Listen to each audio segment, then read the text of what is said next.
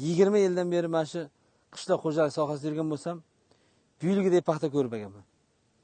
Mana oldinlar paxtaga kelardi, ko'rardik hosildorligini 20 sentini, 25 sentini deyapti. Mana bu yil prezidentimizga rahmat, mana ilm bilan yonlashinglar degan uchun mana xorijiy texnologiya ekdik, Xitoy navini 57 Xitoy navi ekilgan, qo'shqo'tar sxemada 76.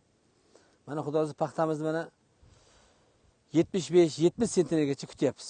Oqoltin tumanida 2018-yil ochilgan bo'lsa klasterimiz, Bobur qishloq xo'jalik klasteri.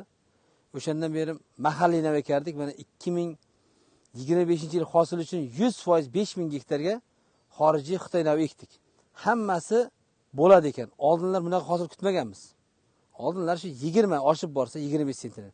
Hozir mana 70-75 sentner hosillarni kutyapmiz. O'shalarni xudosi olamiz. Bundan juda xursandmiz. Mana paxtalarimizga ham narxlarga narx qo'shilib berilyapti.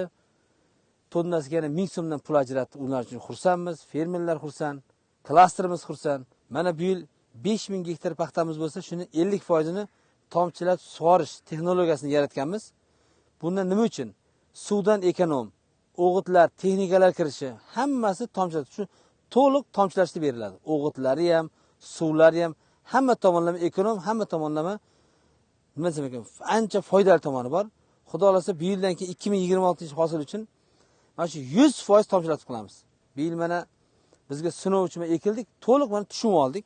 Xorijiy mana shu 57 Xitoy navlarini keyingi yilga 100% hech qanday masalasiz to'liq hammasi ekiladi.